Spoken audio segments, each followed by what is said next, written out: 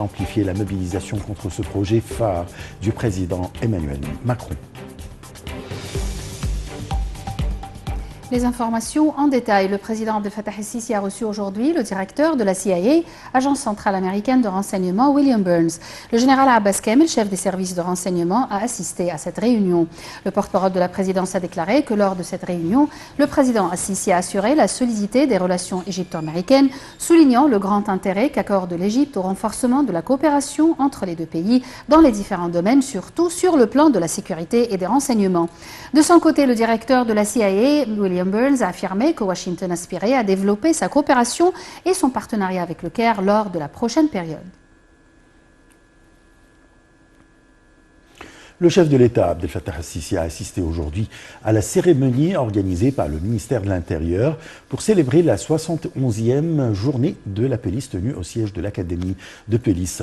Il a indiqué que la journée de la police ancrait l'esprit du défi et est symbole de la capacité du peuple égyptien à défendre sa patrie. À son arrivée à l'Académie de police, le président Abdel Fattah el-Sisi a été reçu par le ministre de l'Intérieur. La garde d'honneur a été passée en revue et l'hymne national et l'hymne du martyr ont été joués. Le chef de l'État a déposé une gerbe de fleurs au mémorial des martyrs de la police. Il a ensuite regardé un documentaire intitulé « La police égyptienne est à la hauteur de la responsabilité ». Le film aborde la bataille d'Ismaïlia en 1952 et les efforts de la police égyptienne visant à repousser l'agression contre l'Égypte à cette période. Au cours de la cérémonie, le président el-Sisi a décerné la médaille de la République aux âmes des policiers martyrs en guise d'appréciation de leurs précieux sacrifices pour le bien du pays et en l'honneur de leur famille. Il a aussi décerné des médailles de distinction à un certain nombre de policiers pour leurs performances remarquables et leur dévouement au travail. Lors de son allocution, le président el-Sisi a confirmé que la construction des États n'est possible sans la préservation de la sécurité nationale avec tous ses éléments et composantes ainsi que l'économie. Elle ne peut décoller et croître sans une infrastructure solide, moderne et intégrée, indiquant que les sacrifices des hommes de la police contribuent à la construction de la patrie et la protection de la sécurité de chaque citoyen. Le président el-Sisi a ajouté que les crises internationales ont laissé des répercussions négatives sur la situation interne, sur tous les citoyens à revenus limités et les plus nécessiteux, et que l'État assume la responsabilité pour alléger les impacts de ces crises.